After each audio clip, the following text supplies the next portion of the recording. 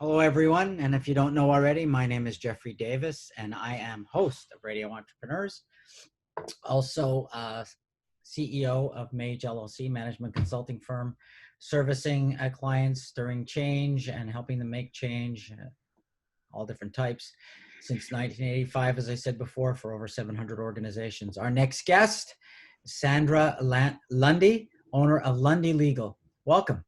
Thank you. Hi, great to be here. Tell us a little bit about Lundy Legal first. Lundy Legal is a law firm in Brookline. My two areas of focus are appellate law and family law.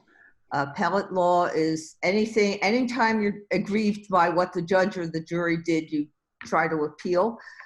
Family law encompasses everything from adoption to custody, divorce, name change. Well, you know, I keep seeing in your notes this concept of cognitive impairment and an inability to make decisions, autonomous legal decisions, and good decisions during these times. Can you go into that and what's been your experience with all these things? Yeah, there are occasions in which either before someone comes to me or during the process of a divorce, or not so much an appeal, but process of a divorce, something seems off. I'll just give you an example of a recent case in which the client started out perfectly fine, but then I noticed his gait got slower, his voice got slower, his hands started shaking, and then one day he just missed his court appointment altogether. He just missed it, which is egregious. And I called his brother before I went before the judge, and I said, "What's going on?" And he said he gets lost all the time. He's been confused. So I asked the judge to basically pause the proceeding while I could figure out whether this individual needed a guardian ad litem to represent his interests. And it turned out he took a cognitive test. He was in the early stages of Alzheimer's, which is horrible. And so he couldn't represent his interests, and I couldn't represent his interests because I couldn't get from him what his interests were. So the guardian ad litem basically stepped in his place and was, for all intents and purposes, the husband in this divorce as we negotiated an agreement.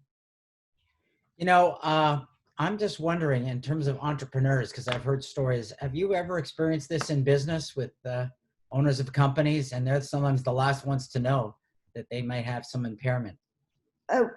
Yeah. Or sometimes, it's the people around them that are the last to know because they're so used to looking up to that person as a model, or the chief, the person in charge, that it's only when little signs just, snowball into huge warning signs that they figure out that something is wrong. So I think as often as not, it could be the family rather than the individual. The individual may suspect and the family may be in denial. So how do we build safeguards into, I'm going to turn this into an organizational story. How do we build safeguards into, let's say, small, privately held businesses so that the families are protected? Is there any way? It's important, I think, for people to be aware of their own signs of slowing down.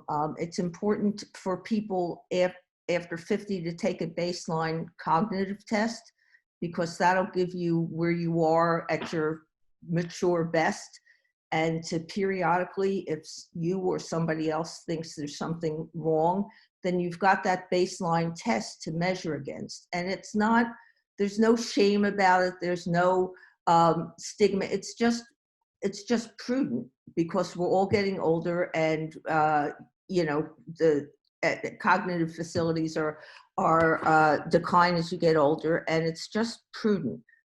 So 50, because that's when you're still at your functioning normality, we'll call it. So we have a baseline to measure against. Yeah. I mean, you're at your peak. You're at your you're at your peak productivity, and so it's good to get that baseline, particularly if there's Alzheimer's or some mental health issue in the family. It's a cognitive issue. It's a good thing to do. In doing some reading about you, you talk about how do you broach the subject? How do you broach the subject with people? I know as someone who works a lot in transitions of organizations, the issue of transition, when people still think that they're cognitively have their fastball, is a very tough subject to bring up and something they don't want to hear from their family. Yeah, well, I think it takes a lot of pre-planning, and I think it takes a lot of sensitivity to what the individual, um, how best the individual can hear the information. Certainly, to have a whole bunch of people from your family sit down and tell you, I think something's wrong, is probably the worst way to do it because you feel ganged up on. But maybe a one-on-one conversation. Do you notice you're getting lost more often? Is something on your mind? Do you want to ask your doctor because it seems unusual for you? Just a mild introduction, unless somebody's obviously endangering things. But I think it could be done delicately. It could be done, assuring the person that you want to look at this particular aspect of what's going on. You're not condemning their personality. You're not assigning a fate to them. You're curious. Approach it with curiosity. Hey, what's going on? I've noticed this. And that's a better way to approach it than, telling somebody that they're losing their cognitive abilities. You know what I see a lot, and I'm only saying this to get a reaction, is that a lot of times in families, and I'll just say as an example, a father who's been in control of a business for 40, 50 years, and they start to lose their some cognitive abilities, not always a lot, that the family members notice it and that the fathers react with anger. Mm. And that can be very counterproductive. Sometimes it's a good idea to accompany the person to their doctor. I'm a pediatrician because I deal with kids a lot. To accompany them to their PC and maybe try to address those issues, the three of you.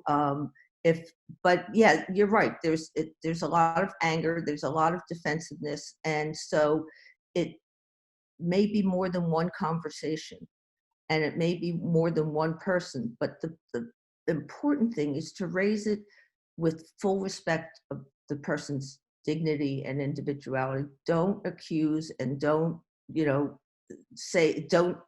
pretend to be the expert. Just raise it delicately and help them take the next step.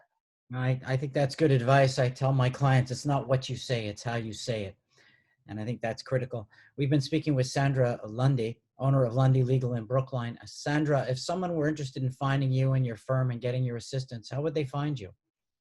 Lundy Legal, my website is www.lundylegal.com. My email address is sandy@lundylegal.com, Sandy with a Y.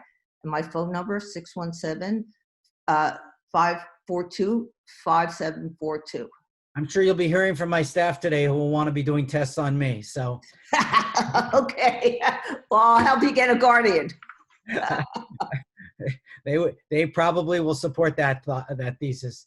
Again, it's very enjoyable to speak with you. It's a topic I like a lot, so I hope you come back again. Thank you. It'd be a pleasure. Thank you very much. Okay, be well. Remember, everybody, this is Radio Entrepreneurs.